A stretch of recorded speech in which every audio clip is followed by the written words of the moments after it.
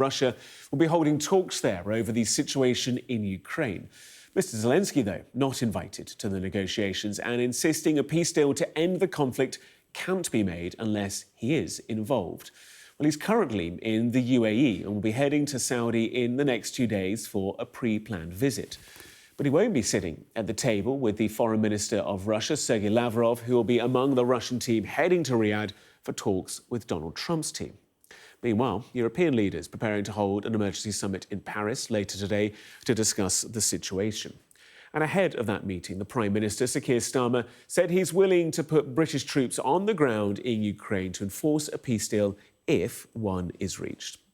Well, our international correspondent, Diana Magnay, joins us now. Diana, President Zelenskyy heading to Saudi Arabia but won't be meeting delegates. The optics here, certainly from a Ukrainian perspective, are pretty dire. Well, he won't be meeting Russian delegates, but that would be a very big deal. And I think the way that Marco Rubio, the US Secretary of State, is pitching this series of talks that he's going to be having in Saudi Arabia, and that is presumably today with the Crown Prince, and tomorrow we know now with the Foreign Minister of Russia and a presidential aide, Yuri Ushakov, as well, is that these are really just very preliminary talks that you can't get to even a process for peace unless you start talking to the Russians. And he also said in an interview last night to the American network CBS, which is really all we've got to go on, how America sees these talks, that, of course, once you get to actual negotiations, peace negotiations, then the Ukrainians will be at the table and the Europeans will also be at the table because they have interests in the whole situation also. But that this is very preliminary. Now, the optics of him actually meeting at a very, very high level with his Russian counterpart don't really align so much with this idea that these are just sort of talks to get to kick the ball rolling.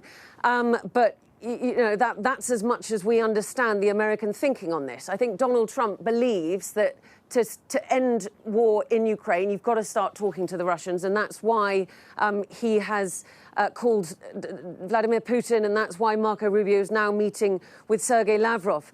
Volodymyr Zelenskyy is in the region. He's held talks today in the United Arab Emirates to try and secure further prisoner releases from Russian custody. Both the UAE and Saudi Arabia have been quite instrumental in that role already in the Russia-Ukraine conflict. And now he's going to go to Saudi Arabia. I think it will be very instructive to see whether the US delegation remains in place to have talks with him when they're there. That will be the real crux of the matter, to see how seriously they are taking Volodymyr Zelenskyy in all of this. But clearly, I think what's quite apparent is that Donald Trump likes talking to people he considers to be the big guys. And that for him is Saudi Arabia. That for him is Russia. That for him is the United States sitting there at the table. You know, he thinks that the EU looks weak and vacillating on Ukraine. He thinks that Volodymyr Zelenskyy is sort of the loser in all of this. He doesn't want to be dealing with them. He wants to be dealing with Russia in a forum hosted by Saudi Arabia, who he also thinks of as a key player. And that the optics of that are very stark. How does Europe and Ukraine respond to that then? Because, you know, we're seeing the European leaders hosting this fairly hastily arranged meeting in Paris today, kind of almost on the sidelines politically and physically in many respects. What will the response be from European leaders to that position that you've just made with regards to Donald Trump and the White House? Well, I think they've recognised that from all the language that they heard at the Munich Security Conference, and they know that that's the sort of shape of Donald Trump. This was what they were worried about. There's long been talk that people were scared that, you know, he would go over the heads of the Ukrainians and try and negotiate a deal about Ukraine without Ukraine. And this certainly looks as though it's heading that way. But I think it is a wake-up call to Europe to spend more on defence, to get their heads around how they are going to provide better security guarantees for Ukraine. And that is exactly what Donald Trump wants too.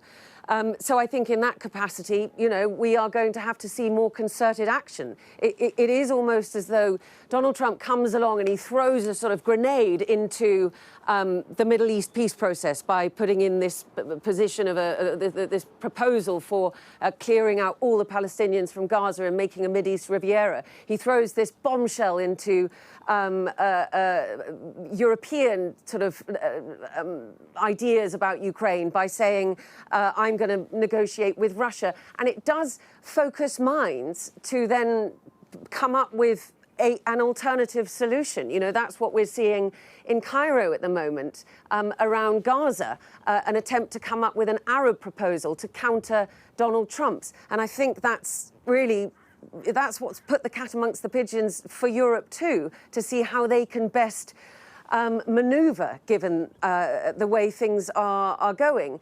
But I think just to come back to what the US Secretary of State said, peace does not happen with one meeting. It happens with a series of meetings. You know, Donald Trump is the best negotiator in American politics, was how Marco Rubio put it. And he will be able to tell pretty quickly with Vladimir Putin how serious he is about peace and whether we aren't in a situation where in 3 or 4 years' time Russia will just push into Ukraine again. So there is merit to changing the strategy and deciding, you know, as Donald Trump clearly has, to see whether any weight can be placed in what Russia says. I think this is the beginning of a sort of long game, but we shall have to see. You know, Donald Trump does actually move quite fast. This is a high-level meeting that we're going to be having in Riyadh tomorrow. Trump has said he wants to meet Vladimir Putin in person in the next couple of weeks. So, you know, it's difficult to judge. We'll have to see what comes out of Tuesday's meetings, how Saudi Arabia, Ukraine and the Americans interact. There's still a lot of progress to be made. But I guess also what's interesting is that Donald Trump has made it clear with the Ukrainian president that he sees this as transactional. You know, he's made this pitch to Ukraine, which he wanted Zelensky to sign a few days ago when he sent the Treasury Secretary, Scott Bessent, to the Ukrainian capital. He wants a deal on Ukraine's minerals. And Volodymyr Zelenskyy has said, I will sign that if you are prepared to give concrete US security guarantees going forward, because apparently the deal on the table was simply that Ukraine should sign away its minerals in the east, currently in an area under Russian control, in exchange as a sort of reparation for the amount of money that the US has invested so far. Now, that's not a good deal as far as Zelenskyy is concerned, but he's saying, if you promise to give us security guarantees going forward, I'll think about it. So there are a lot of moving parts to these negotiations. But I think we all knew that Donald Trump was, A, deeply transactional, B, interested in talking with big powers. He believes in big power politics, and that is the shape of things to come. Diana Magnay, thank you so much.